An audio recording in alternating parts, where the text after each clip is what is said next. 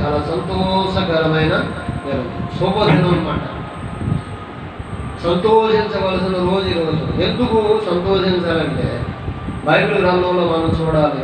జకర్యా గ్రంథంలో 9వ అధ్యాయంలో 9వ వచనంలో ఏమనుంది? ఒక మాటను చూద్దాం చూడండి. జకర్యా గ్రంథం 9వ అధ్యాయం 9వ వచనంలో జకర్యా ద్వారాగా దేవుడు తెలియజేస్తున్న మాటను చూద్దాం.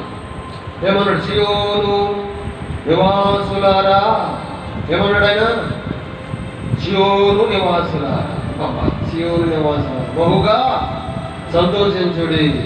యెరూషలేము నివాసులారా ఉల్లాసముగా ఉండుడి.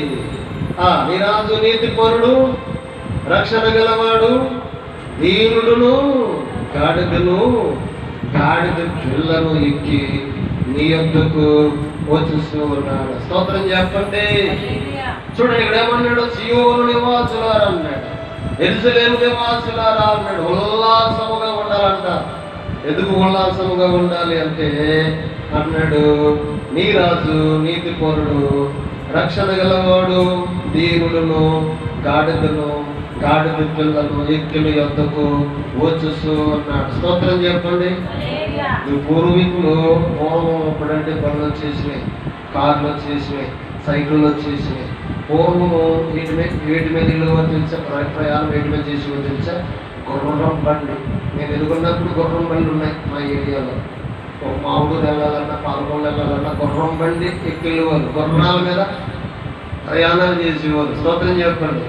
వీటి మీద గుర్రాల మీదను గాడిదల మీద ప్రయాణం చేసేవారు, ఒంట్ల మీద ప్రయాణం చేసేవారు. ఇప్పుడు ట్రైన్లు వచ్చేసినాయి, ఇప్పుడు కార్లు వచ్చేసినాయి, ఇప్పుడు బళ్ళు వచ్చేసినాయి. ఇప్పుడు అన్ని కూడా సౌకర్యం బాగుంది. ఇప్పుడు గుర్రాలను ఎవరు వాడతలేదు, గాడిదలను ఎవరు వాడతలేదు. ఇప్పుడు మరి ఒంట్లను ఎవరు కూడా వాడలేదు అనమాట. అందుకోసం గుర్రం కోసం చెప్పామనుకో, గాడిద కోసం చెప్పామనుకో, ఒంట్ల కోసం చెప్పామనుకో, మనకి గుర్రం ఎక్కడమాట. స్తోత్రం చెప్పండి గట్టిగా. ఇప్పుడు యేసుప్రభు వారు అనగా రాజు నీతిపరుడు, రక్షణ గలవాడు, దేనిని ఎక్కువ వస్తాడంట?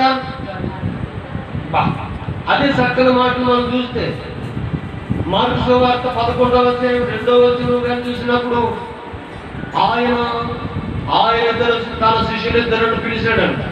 పిలిచేమన్నాడంటే చూడండి మాట, మార్కు సువార్త 2వ అధ్యాయము 11వ అధ్యాయము 2వ వచనం గడుగు వస్తే ఆయన ఇద్దరు శిష్యులను పిలిచి ఏమన్నాడు? ఆయన మీ ఎదుటనున్న గ్రామంలోనికి వెళ్ళి అందులో మీరు ప్రవేశింపగానే కట్టబడు ఒక గాడిద పిల్లను కనబడు, దాని మీద మనుషుడును ఉరుక్కుడును కూర్చుండలేదు.